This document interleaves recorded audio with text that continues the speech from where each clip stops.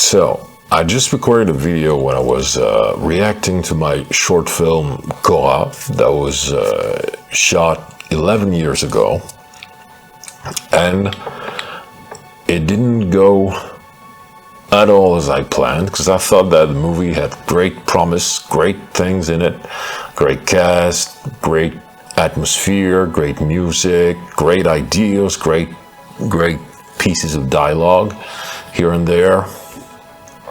And but it was in my mind, it was very flawed in its goal of making an enticing, interesting, entertaining proof of concept, giant 19-minute proof of concept for a feature film project. And I just watched it and I realized that it was far better than I remembered. The ending has two scenes that have interesting things in them, but it misses the mark a little bit. I think that's the case, even though there's some great emotions in great shots in those scenes, and there's great ideas. It would have been better for the movie to be more action oriented in its ending. But this makes me think of something very important. A few things that I think are very important for creative people, filmmakers, musicians, writers, actors. And it's believe in yourself and your vision, because I clearly didn't believe in my own movie enough. And while being your worst critic at the same time, I can do being my worst critic, and I did that a lot, and I realized that just watching that movie. And there's a balance to find between playing devil's advocate with yourself, but believing in your vision and keep on looking for it. And it's funny, because this is what I coach and teach people how to do that. But now my whole angle on it not changes, but I realized that, okay, I was teaching people something that I was not 100% applying to myself, which is strange. And yeah, I'd say believe in your vision. Keep looking for, in a story you want to write and you want to tell, keep looking for the essence, the core, and find a way to convey that to the viewer in the most potent way possible.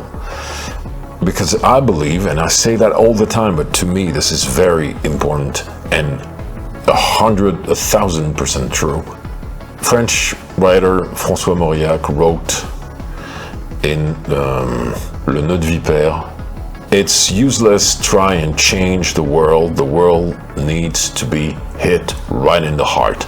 I absolutely believe in the fact that the heart of the world is connected to the heart of humans, our hearts. And if we dig deep enough and if we are sincere enough in what we create as artists, we're gonna reach something deep in ourselves, and we're gonna reach a little piece of the world that will make a significant change for someone somewhere. And you know, this thing, I've had that since I'm 9 years old, and it still moves me to tears like that for different reasons. I made the first video I made recently on this channel is about how I connected to a story for the first time in a way that actually changed my life and made me want to be a filmmaker, and makes me to this day survive burnout and everything. But it also makes me think of something that happened. I didn't plan to talk about this, but here we go. It was 12 or 13 years ago, I think. So I had been a musician for 10 years, playing in bands for 10 years at that point. And I learned guitar with my oldest friend, and we learned together, and we went on different paths. And like after 5 years, we had lost touch for 5 years, and we reconnected, and we started a band together. It was I was the main singer, he was singing too a little bit, and we were both on the acoustic guitar, playing in small pubs, stuff like that. And yeah, so this guy I had known since the age of 3. And here we are both 28 years old. We're playing our first gig in a small pub, like 50 people tops. It's crowded, the house is packed, but it's 50 people, which actually is a great thing. You know, I'd say to artists, live artists, go for small venues and have them full, packed. The whole thing is gonna go way better than if you have a bigger venue that's half empty, because you won't feel that it's half full. You will feel like, okay, it's half empty. And everybody, half empty, I pronounced it weird, I think. Everybody's gonna feel like that too. So yeah, we're playing our first gig. And I had done quite a bit of live shows as a musician before. I had metal bands. I was a bass player, singer. My friend was a great guitar player, still is, Calvin Schaefer. He doesn't do internet really, I think. And but he never really played live, so he's scared shitless. And during the whole gig, he's saying what he was always saying when he was scared shitless at the time was "Je vais crever," which means it's a slang way of saying I'm gonna die, I'm gonna die, I'm gonna die. And he was like, "Je vais crever, I'm gonna die, I'm gonna die." But we had 2 songs that one was very important for me because I had wrote the lyrics and the music and the theme of not having a place you can call home. Therefore, when you travel the world, you see it in ways that are unusual to other people, and everything that's related to like hate, racism, you're different than me, so I don't like you, all that, you can't understand really, because there's no place, there's no home for you. Home is everything you see, not in a sense that you own it, but you're responsible for it. And so that song was very important for me. And there was another song that he wrote mostly that was very important for him because it was based on true story, a tragic story that had happened to not even a friend of his, but a guy he knew. And it was a first gig, and this man on my right, my friend, my musician colleague here, is my oldest friend, like my brother. And one of the songs is very important to me, and another one is very important to him. So, and I realized that something came over me when I was singing them. I gave it energy and intensity that I was not given to the other ones. And since then, I was always trying to do just that every time we were live.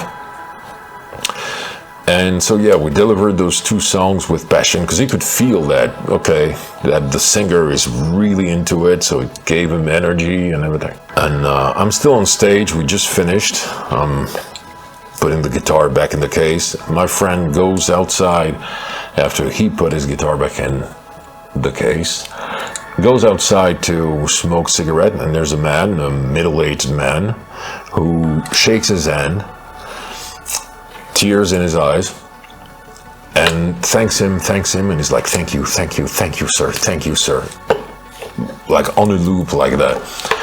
And we had seen this guy during the show. He was alone with his three children, teenage girl like 16 years old, a 10-year-old girl, and a 5-year-old boy.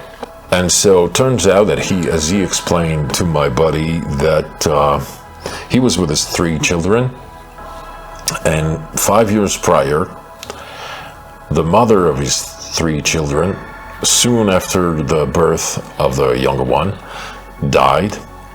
And since then, the 10-year-old was not speaking about her mother anymore. It was as if she never had a mom.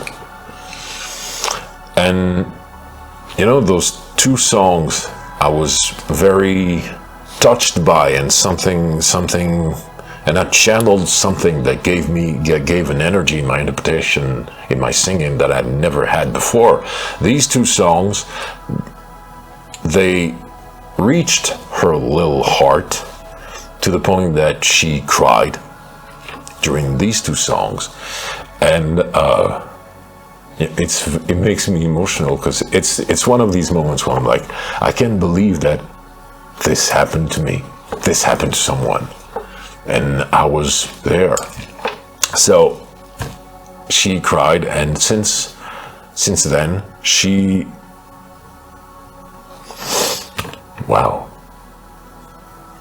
refers to these two songs as mom's songs, not the songs about mom's songs, the songs of her mother.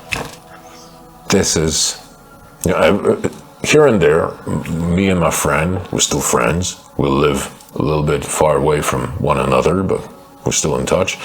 We talk about that, and we're like, this is incredible. And you know, and sometimes I remind this to myself when things are rough, like they are now for me.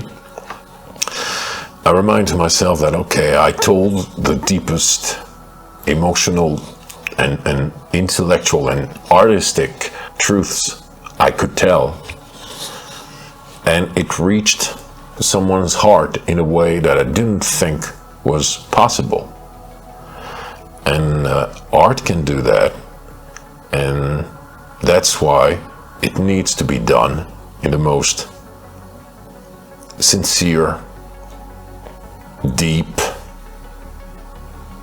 confident way, to